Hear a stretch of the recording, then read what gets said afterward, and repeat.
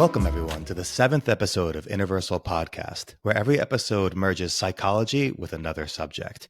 In today's episode, we're going to be discussing psychology and spiciness. And I'm very excited to introduce hot sauce entrepreneur Jack Jamgochian, the CEO of Rugged Jacks. Jack, would you like to introduce yourself? Hi, everyone. I'm Jack Jamgochian, founder and creator of Rugged Jacks Hot Sauce. I am an engineer by day and a hot sauce entrepreneur by night.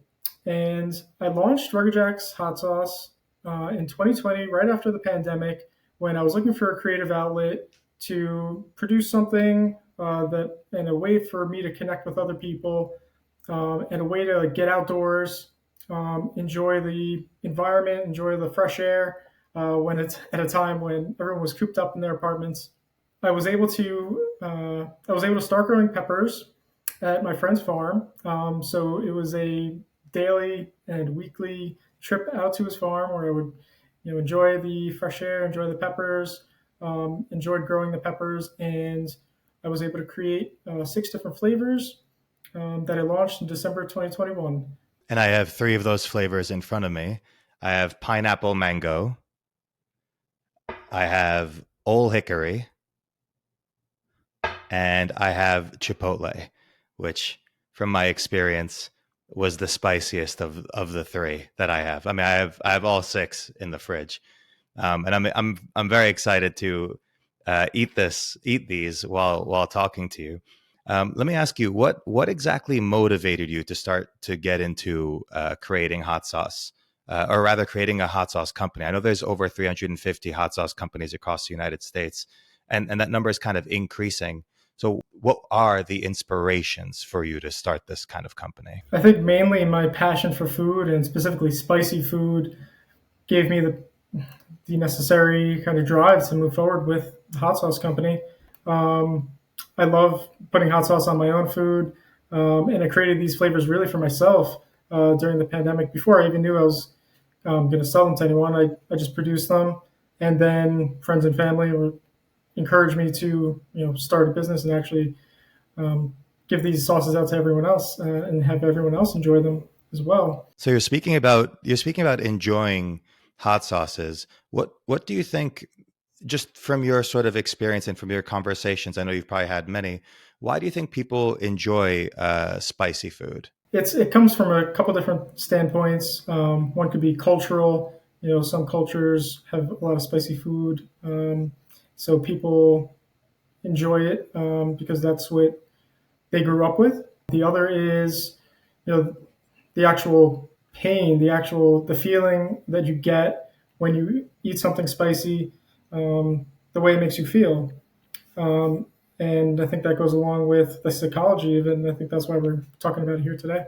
Absolutely. So before we actually dive into the psychology, and feel free to ask a question. I hope you don't mind. I'm gonna chomp the pineapple mango one right now as I'm asking you. What exactly differentiates one hot sauce from another? Yeah, there's a lot of different factors. I think it comes down to the varieties of the peppers used, the spice levels, the additional ingredients that you add, whether it be herbs or spices or fruits or vegetables.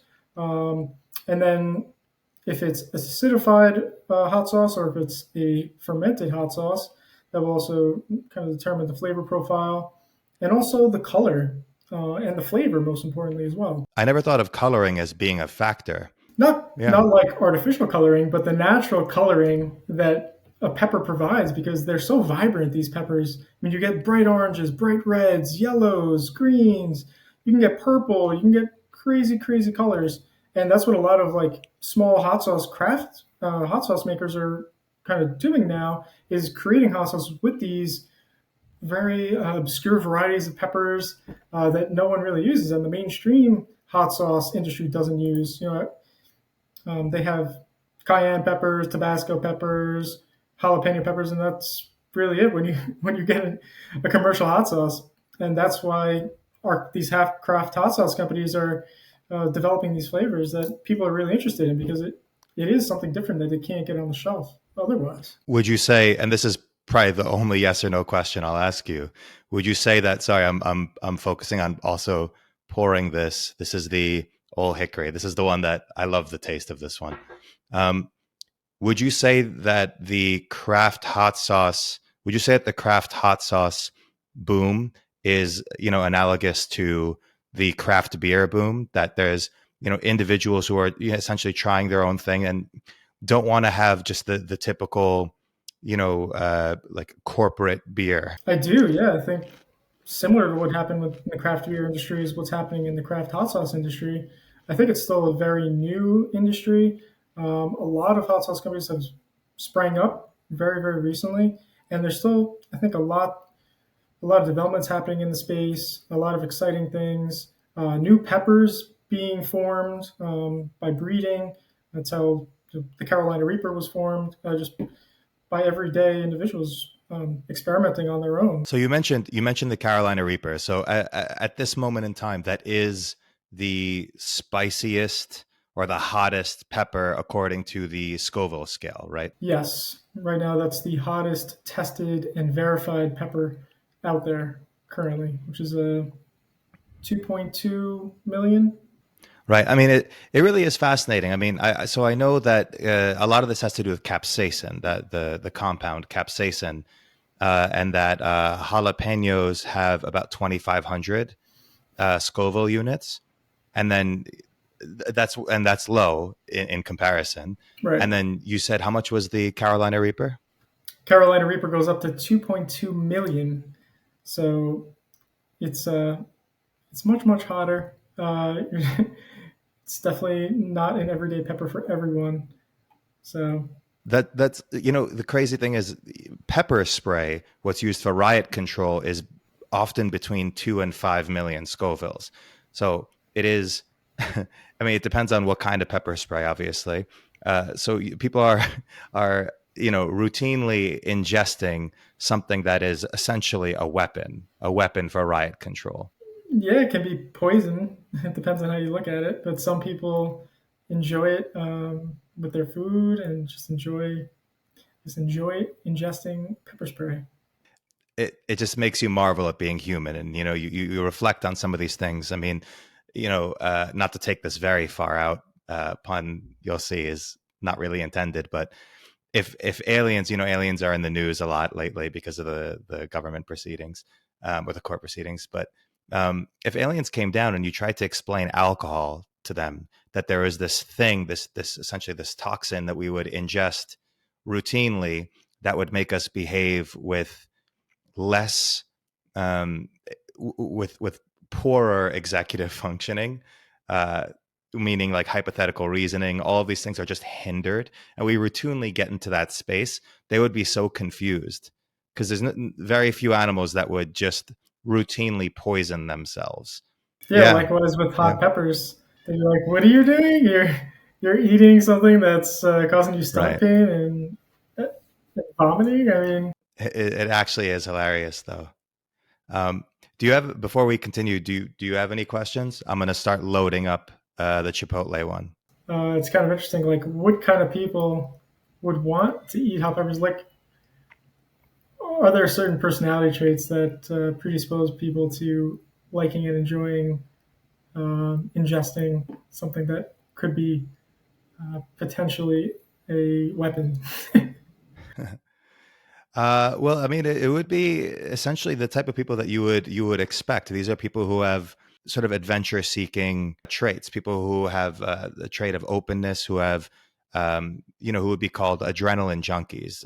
They're people who are excited by these things. I mean, one of the things that I think is really important is that hot sauce isn't necessarily, or rather, spice isn't registered as taste. It's registered purely as pain mentally. Right. Now, of course, with accompanying ingredients, it could be delicious. But the question is, I guess, why would anyone, why would anyone enjoy this, right? Right. Yeah, and there's a variety of ways in which someone can approach any sort of psychological question. With regarding pain as pleasure, there's four different ways one can look at it. Neuroanatomically, a lot of the mechanisms that would be in the, we'll call it the circuitry for pleasure, overlap with that of pain. A lot of it is the same exact neuroanatomies. And because they are overlapping, there is a potential for them to be triggered simultaneously. This includes the nucleus accumbens, the prefrontal cortex. These are places that are responsible for not just reward and reflecting, but also um, moving away from something. So avoiding painful stimuli. Um, the chemical reason you actually mentioned before, when you're in any sort of pain, whether it's an elusive pain or a real pain, your body releases endorphins, and endorphins is a portmanteau. It's when two words kind of combine: endogenous, meaning it's created within the body, and morphine, which is a painkiller. So you actually get, some people say you get high, but you do get a euphoric feeling after having that pain. The third is kind of a psychoanalytic reason. We have this kind of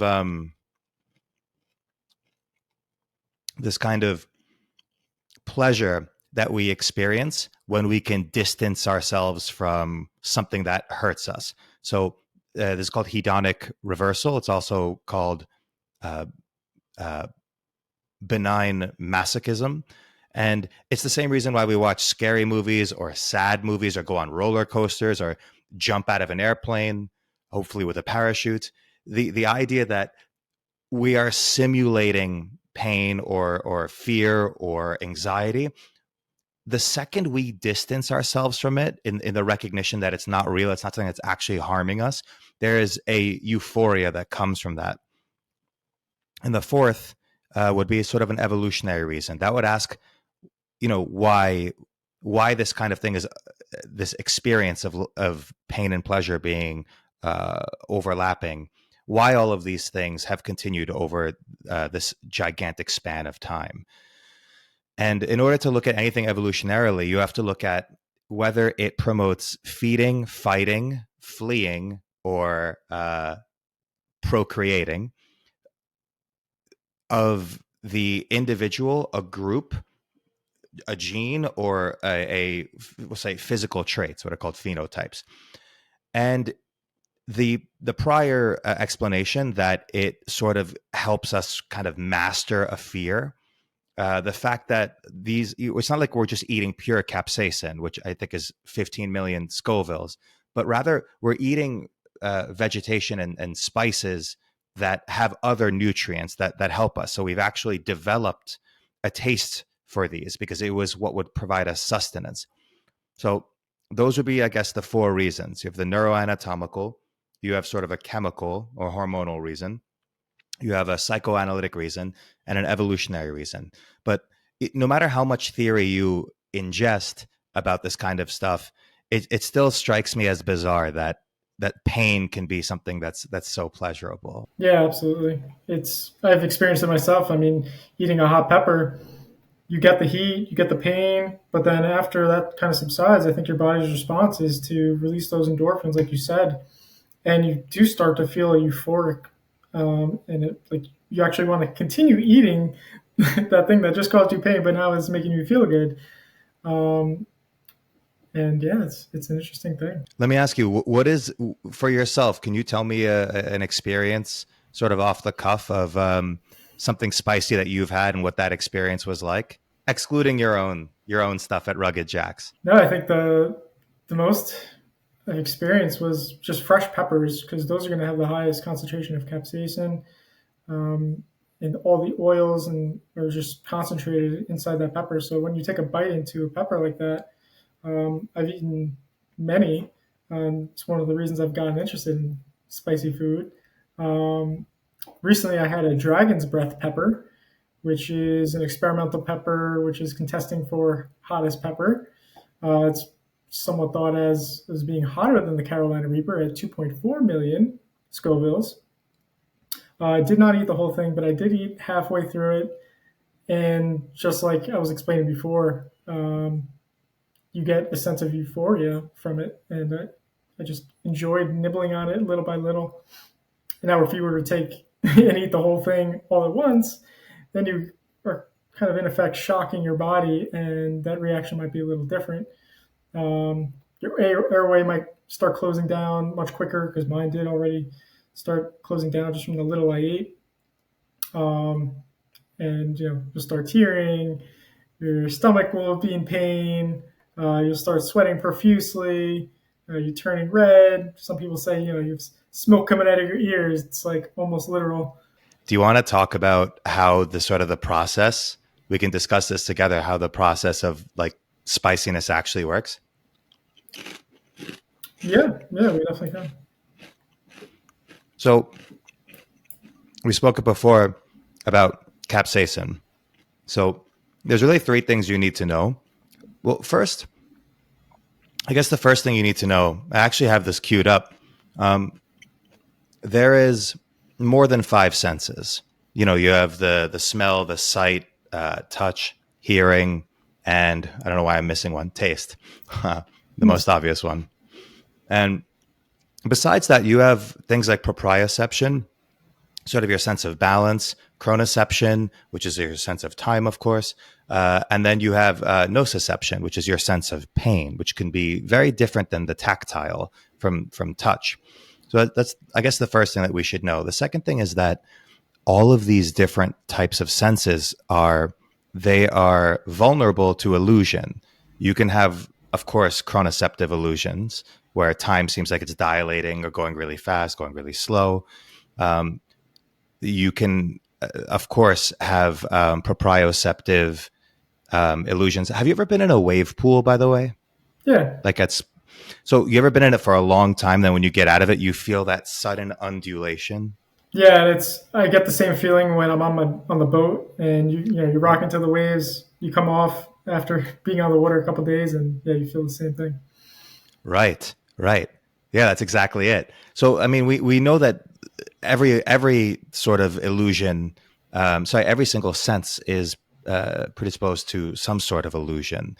Nociception is the same thing. I mean, you can simulate pain, and actually, there was this one experiment where I think it was done in the late 1980s or early mid 1990s. It's called the rubber band illusion, and what they would basically do is have someone sit at a table, and there would be a prosthetic hand, and it would be dividing sort of a dividing board, and they would have one arm here and the other arm here, and they would have the band, and they would move their arm so it was no longer on the table, the left arm, let's say. And what they would do is they would put a rubber band and snap it a few times against your right hand so you registered what that pain was like.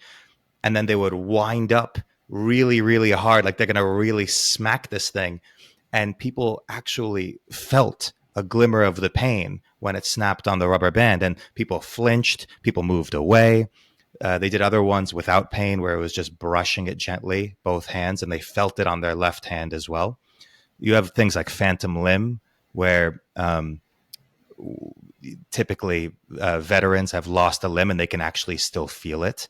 One soldier actually, in one of the things that I've read, had a grenade in his hand and it exploded, and he still felt his knuckles very tightly gripping the grenade. It was permanently stuck in that sensation, despite no longer having a hand or wrist or even forearm. So nociception is something that it just like every other sense is capable of illusion. So the way this kind of works, so you have approximately 10,000 taste buds across your tongue. The capsaicin from the lovely spicy hot sauces that you provide and many others provide interacts with the taste buds, is registered by the taste buds, and then there is this protein called TRPV1.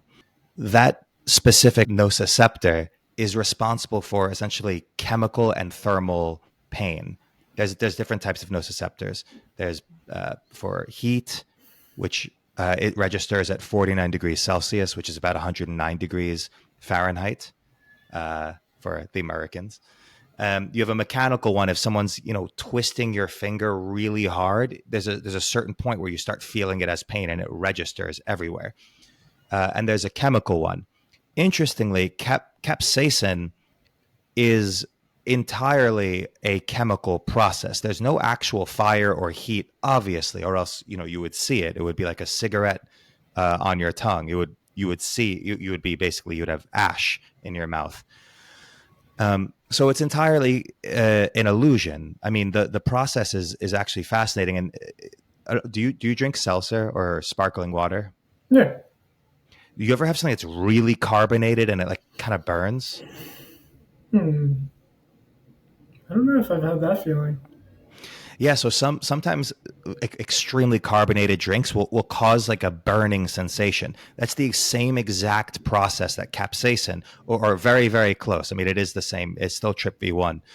And what happens is when the TRPV1 is essentially activated, it starts sending signals to different neurotransmitters, specifically glutamate, which basically is telling you that you're in pain, and acetylcholine, which is responsible for sort of autonomic responses. So your heart rate might start going up, you start sweating, and it goes up sort of the cranial nerves up into these different parts of the brain that essentially signal that you're being attacked, that you're in pain, but also to the prefrontal cortex, which is responsible for all sorts of executive functions. I mean, we're still trying to figure out what executive functions means. That's a separate subject.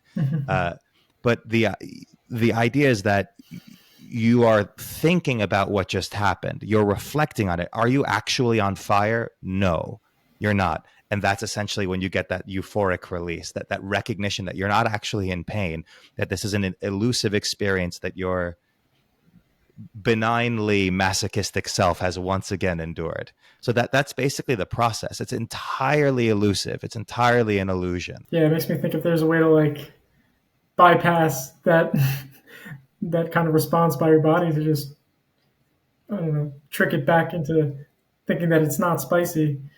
Oh, absolutely. Absolutely. I mean, you could do two things. One, you can cut off any sort of part of that equation, and you can actually you can hinder that effect. So some people can't have spicy food, right? Some people just can't do it. They have what's something like a jalapeno, which is Mhm. jalapenos are what 2,500 Yeah, Scovilles. between 2,500 and 8,000. It's a Okay, range, so depending on where the peppers are grown and everything like that. so let's say they have like the lightest part of that spectrum, and for them it's still hot. They might be very sensitive. They might be very sensitive in the TRPV1 receptors, whereas some people might not be. They might not be as sensitive. They might not have as many of those receptors, or something else in that process might be marred. For example, cigarette smokers, people who chew tobacco, people who I guess even eat a lot of fatty foods, that lines the taste buds, that it makes it so that there's almost like a fuzziness in that step one. If step one is the hot sauce essentially sliding across your tongue, so there's a lot of different things that can sort of affect that process. Yeah, and you can also increase your tolerance for spice by eating more spicy things more regularly, which will then not activate those pain receptors as quickly as if they would have prior. So that's another way. Which is also that's also an evolutionary process. The fact that our bodies sort of adapt to the food that we're eating, even if it's pain that we're adapting to. Hmm. And it's what makes that even more remarkable is that the medium through which we're doing this, that the taste buds and all of the cells on our tongue replace every 2.5 weeks. So these are very short lasting conveyors of information in that process. So that makes it even more impressive, as opposed to some of the cells, the fat cells around your stomach, which have some of them last more than 7 years, which obviously sucks until you realize why that exists. It's to keep us alive during starvation, or during times in which we are close to starvation, at least. So our adaptive ability is remarkable. Impressive. It's good to know. And even this is more speculation. I mean, some anthropologists believe it's set in stone, but even our ability to discriminate between different colors, they believe that that has that sort of trichromatic ability that we have has uh, been an adaptation to discriminate between different fruits, vegetables, peppers that we were increasingly ingesting. So this is something that anthropologists are some anthropologists are swearing by. I don't understand that. Why? What would it be about the because colors that would allow us because you need to? to discriminate between, let's say there's a purple this is going to sound like a tongue twister. Let's say there's a pink pepper and a purple pepper, okay? And the very slight difference in the coloring is the biggest actual difference. Maybe they're shaped similarly, the size is essentially similar, Mhm. but one of them is poisonous and one of them is not.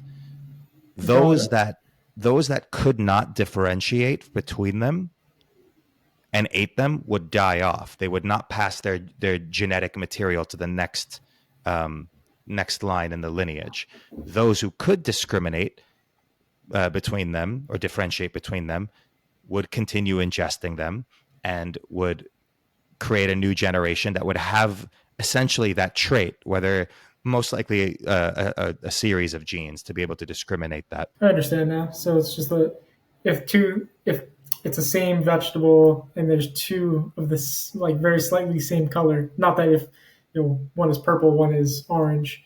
So if they're both purple or just very slightly different shade, we're able to visualize and tell the difference between the one that's edible and the one that's not edible. Right, and not Understood. just not edible, but poisonous. Will kill you. Yeah, yeah.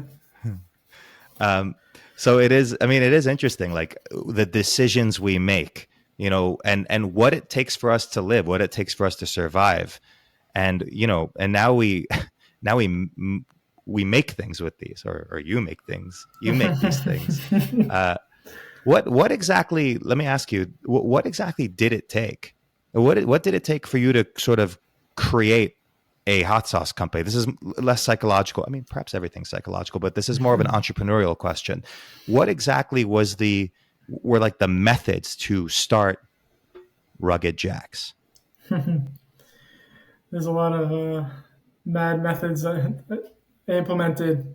I mean, it stemmed from the peppers, right? So I grew the peppers and I had all these peppers in my hands and I had to do something with them. So I got into the kitchen, started experimenting with the flavors. And once I like had a good lineup, like once I had 3 or 4 flavors developed and I was enjoying them myself, I was like, okay, I can, make this into a business. And I had been looking for a business to start, and I kind of evaluated myself and said, "What am I passionate about?" And this was just staring me right in the eyes, and it's just something that I really enjoyed and I had passion for. So I thought that I can move forward with it, and then I had to figure out what am I going to call it, what is my branding going to be, how am I going to market it, figure out how to make a website and how to get a trademark and how to source the peppers eventually and where to source the bottles and the caps and where am I going to produce this stuff and who am I going to sell it to. Was it a lot um, of trial and error? for the sauces, some came about right away. I hit it on the first try. Some took a little more developing, like the hickory. So the hickory is definitely one that I appreciate one of the most. So um, that one was one that took a little more work.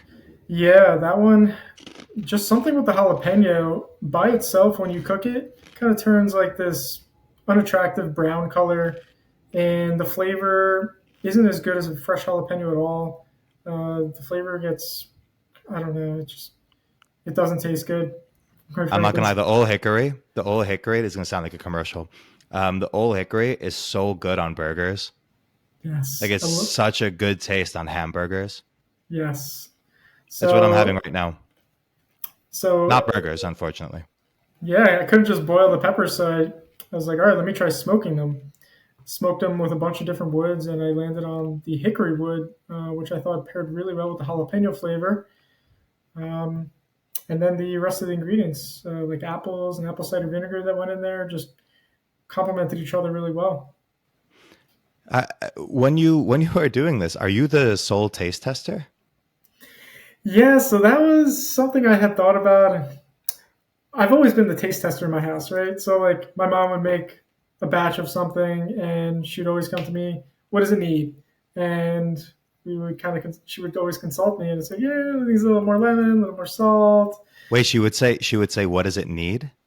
What does it need? Yeah. That's such an intelligently worded question, because it's not like, what do you think, or do you like it or do you not like it? It's what does it need? It's assuming automatically that it is incomplete and you are now the one with the keys to move it in whatever direction that you want. That's genius. Yeah, so that's how I grew up. And Mama Jacks. Cheers to yeah, Mama Jacks. so yeah, and not to say did the same thing. My dad, they're both great cooks, and that's kind of what inspired me as well in food.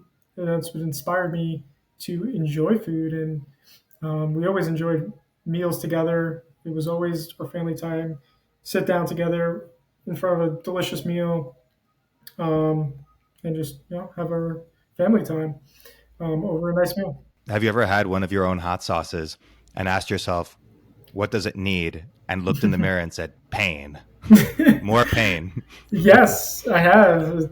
Really? It's I'm working on it because now that my tolerance has increased, I'm looking for more pain. Right. But you also don't want to get, I mean, if you're so tolerant that you develop like a superhuman, hot sauce receptivity, or rather, endurance, or resistance, and then just your average Joe chomps down on the nuclear waste that you've created, and you're chewing on it, you're licking your fingers, everything's fine, and they get a dab of it on their tongue and it rips right through them. You got to be careful about that, right? Obviously, you're not going to market it towards everyone, and that's why my first lineup that I came out with, I wanted everyone to be able to enjoy it. So I kept it at that mild, medium hot level where it's not too hot, just enough kick that I thought everyone would be able to have it, and still be enjoyable even to myself. But there are definitely those hotheads out there that can handle way hotter than I can. Like you have these people who are entering into hot pepper eating competitions. They're doing these death wing challenges. Um, you know, the last what is it called? The last dab. Yeah, with what's his name? Sean Evans, who has the show Hot Ones, which Yeah, it's great called show, excellent interviewer. it's called Last Dab. It's from the show Hot Ones with Sean Evans, where they interview people, and there's a lineup of hot wings where with each hot wing, the sauce gets hotter as you go, and the questions get hotter. I'm just glad I don't have Da Bomb here, The bomb, that's what it's called. because I hear it's actually the taste is also a part of the difficulty. Yeah, these there's a bunch of these challenges, and people can really enjoy them, and it's a whole fad. Now, did you have to use uh, such a handsome person? Is this not creating what's the word? Unrealistic standards of beauty? You saw yourself in the mirror and you were like, that that's it. I was like, "What does it need?" And I was like, I just looked in the mirror. I was like, "That's it." It needs me. Let No, me ask you. What if there's something we haven't sort of touched upon, regarding hot sauces or spiciness, or anything of that sort, um, that you could sort of provide us with, maybe a fun fact, a tidbit, or whatever. Um, what would you say? yeah, I think we touched on a couple of things. There's definitely a lot more. I would say the health benefits of hot sauce aren't really well known. The capsaicin has been linked to potential health benefits, such as boosting metabolism, improving digestion, anti-inflammatory effects, and that's why it's good for your health. I think more people need to understand and know that. And also, just peppers by themselves have very high levels of vitamin C. So, Mhm. in addition to the capsaicin being a antibacterial kind of compound, uh, there's also the added benefit of the vitamin C preventing illness and disease. And you've mentioned before capsaicin in a different presentation, topical, has been used to essentially to relieve muscle, not just muscle pain, but it could be pain in your bones, pain in your ligaments in your joints. Yes, so there are capsaicin creams out there. You can go to CVS or Rite Aid or Walgreens, whatever, and pick up a capsaicin cream, and people would apply that to an area that is in pain. Do not eat the cream. Don't eat the cream. Um, so yeah, you apply that cream on there, and it kind of, I guess, oversensitizes, not oversensitizes, but Well, it desensitizes eventually. Well, because it's anti-inflammatory, it actually it makes it so you are sensing the pain less. I mean, it's not it's not like morphine or a extremely powerful thing like OxyContin or any of these opioids, but it is something to relieve acute pain. yeah, I know it decreases substance P, which is another sort of neurotransmitter responsible for the sensing of pain. But that might be a secondary process, the topical capsaicin. It really is. It's just amazing that yeah, no, and that I want to do more research on that because, like I said, I think capsaicin, like we haven't really under, I don't think we were understanding everything that this compound can do. The trip V ones that you were talking about previously was just recently discovered. So it's something new, and I think there's a lot more to be found. And that's why I like the space and researching. And I don't want to stop at hot sauce. Um, and since I'm growing peppers anyway, I could potentially make my own capsaicin cream, or I can make my own pepper spray. yeah, you absolutely can. That's amazing. You developed like this empire of capsaicin. Someone walks in when they don't have a key card and a little spray of a nice 5 million Scoville. Again, it really is the coolest thing that a lot of these sensations, a lot of these experiences are again more or less elusive. I mean, you could say that with anything. Sight.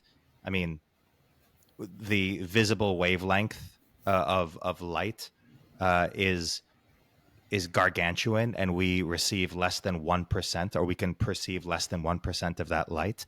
It is incredible that even in the sense that we rely on the most with vision, we still don't see everything. And the same could be obviously said with senses that we use less predominantly, like the nociceptors.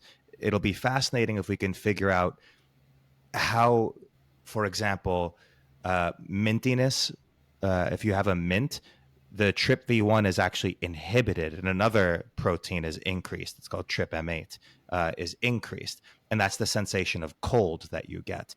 It would be fascinating to try and figure out the different ways in which these things can be activated or decreased. If, let us say, you are in an environment where the only food you have is extremely hot peppers, would there be some sort of pill or process that would make it so your TRPV1 receptors are weaker, or that you don't have as many, or something in that Inhibited, yeah, chain inhibited, something in that chain of command? Because again, it's not just the taste buds, it's not just the capsaicin, it's not just TRPV1, it's not just your cranial nerves. Is a huge process, and then the reflection afterwards, which actually changes the process afterwards, because obviously your memories are always colored by the emotionality of it. So yeah, I mean, it'll be this is something, like you said, this is recently discovered. So um, yeah, I mean, we can now have people hear music without any sort of vibrations using sort of electrodes. We can simulate, or rather, we can sense or guess people's dreams based on fMRIs, the brain patterns, as long as we've had them look at pictures and we registered what it looks like. So I don't think we're too far away from being able to simulate the already simulation of spicy pain. yeah. Did you say mint decreases the TRPV1? and increases the M8 or whatever. Trip M8, yeah. So Inhibits Trip V1 and increases um, Trip M8. Whereas wasabi, which has isothiocyanate, uh, carbonation, like really, really seltzery, sparkling water, um, obviously capsaicin. These triggle, they triggle, they trigger trickle, trickle, the trickle. yeah, they triggle your nociceptors specifically for chemical pain. I'm using that in everyday speech now. And again, one more thing that's fascinating is like I don't you can't maybe tell, but I'm sweating right now, and I'm sweating again because of this elusive process. Is it from the hot sauce? Oh yeah, no, it's definitely from the hot sauce. This is a different type of sweating. Right. This is like a panic sweating. This is like I'm being attacked, but from the inside type. Uh, because I haven't had any of my delicious almond milk. Yeah, and that's good that you have that standing by. Do you want to tell us how people can, find your product, can find you if they have questions for you, or if they just want to know more about Rugged Jacks? Yeah, sure. So I'm on social media. I'm on Instagram. You can look me up there, direct message me right there. I have a website that you can go to. It's ruggedjacks.com. And you can find my full lineup of hot sauces right there. Place an order. I ship to all 50 states. And shoot me a message if you want to talk. Always available. And your handle on Instagram is Rugged Jacks. Rugged Jacks hot sauce. Beautiful. Beautiful. Jack, thank you so much for taking this time to talk to me. Thank you so much for having me. It's been a pleasure. Pleasure's mine.